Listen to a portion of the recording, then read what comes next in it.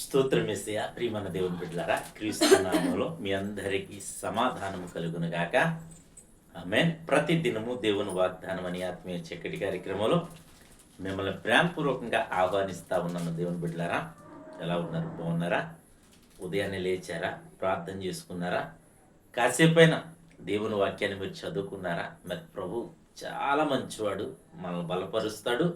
ఎందుకంటే మనల్ని ఎంతగా ప్రేమిస్తున్నాడంటే పరలోక మహిమనే విడిచిపెట్టి మన కోసం, మరి తన ఉన్న స్థితి నుంచి దిగిపోయి మన కోసం, మరి మన పాపాలు ఆయన మోసి మన కోసం శిలువలో మరి వేలాడబడి మరి మన కోసం మరణించి తిరిగి లేచిన దేవుడు, మరి నేను ప్రకటిస్తున్న యేసు ప్రభు అని మీకు తెలియచేస్తున్నాను. మరి ఎంతగా ప్రేమిస్తున్నాడంటే మన కోసం పరమనే విడిచిపెట్టాడు.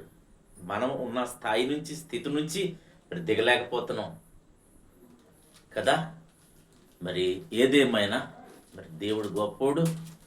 దేవుని చెంతకు మీరు అందరూ చేరాలని మిమ్మల్ని ప్రార్థిస్తూ ప్రతి దినము దేవుని వాగ్దానం అని ఆత్మీయ చక్కటి కార్యక్రమంలో వాగ్దానాన్ని చదువుతున్నాను.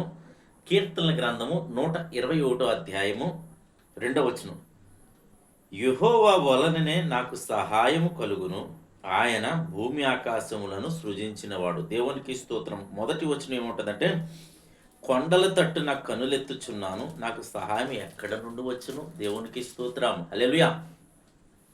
మరి కొండల తట్టు ఒకవేళ నువ్వు ఎత్తి చూసినా సహాయం ఎక్కడి నుంచి వస్తుందంటే యెహోవా వల్లనే. ఎందుకంటే ఆయన భూమి ఆకాశమును సమస్తమును సృష్టించిన వాడు గనక, మరి సమస్తమును సృష్టించిన దేవుడు నిన్నును కూడా సృష్టించాడు కనుక నీకు కావలసిన సహాయం కూడా ఆయన వల్లనే లభిస్తుందని దేవుని వాక్యం సెలవిస్తూ ఉంది కనుక, మరి ఏ ఒక్కరు కూడా ఏ సందర్భంలో కూడా మరి కలవరం చెందొద్దు, భయపడొద్దు, కృంగిపోవద్దు. పరిస్థితిని చూసి మరి విశ్వాసమును దాన్ని కొనసాగించు, మరి వాని వైపే చూస్తూ మరి ముందుకు సాగిపోవాలని మీ అందరికీ తెలియచేస్తూ, ఈ రోజున్న పరిస్థితి రేపు ఉండదు. ఎందుకంటే ప్రతి పరిస్థితిని చక్కదిద్దేది దేవుడే గనక ఆయన వల్లనే మనం సహాయం పొందుకుంటామని మీకు తెలియచేస్తూ దేవుడి మాటలు దీవించునుగాక.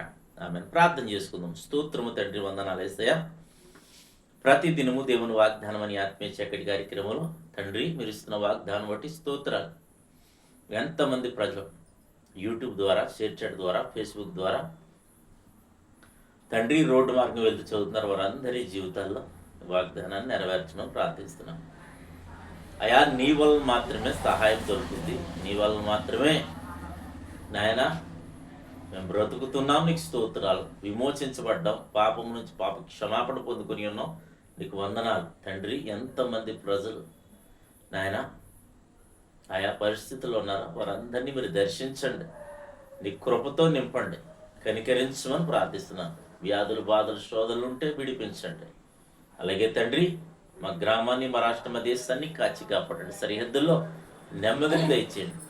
అలాగే ప్రభువా, ఇటువంటి యుద్ధాలు కానీ నేను జరగకూడని కాపుదలించండి. మా నాయకులు, అధికారులు, మంత్రులు, ప్రధానులు అందరినీ కరుణించండి. నీ కృపకు అప్పచెప్పుకుంటూ సంఘాలని, సేవకుల్ని కూడా నీకు అప్పచెప్పుకుంటూ తోడేయండమని మహిమ పొందండి. ఈ దినం ఎవరైతే మ్యారేజ్ డే, బర్త్డే జరిపించుకునే బిడ్డలందరికీ క్షేమాన్ని, సమాధానాన్ని సంవత్సరం అంతయు నీ దయా కిరీటం నుంచి మీరే మహిమ పొందమని క్రీస్తు నామములో అడుగుచున్నాం పరమ తండ్రి. ఆమేన్. నేను నమ్ముతున్నాను ప్రియమైన దేవుని బిడ్డలారా, ప్రభు మనందరినీ బలపరిచారు. మరి ఆయన మన కోసం త్యాగమైన దేవుడు. మరి త్యాగపూరిత ప్రాణాన్ని త్యాగం చేసి మరి మనకు రక్షణ ఇచ్చిన దేవుడు. మరి ఆయనను ప్రతి ఒక్కరూ సేవించాలని, ఆయన వల్లే మనం సహాయం పొందుకుంటామని నిరీక్షణ కలిగి ఉండాలని మీకు తెలియజేస్తూ దేవుడు నిన్ను కుటుంబాన్ని దీవించునుగాక. ఆమేన్.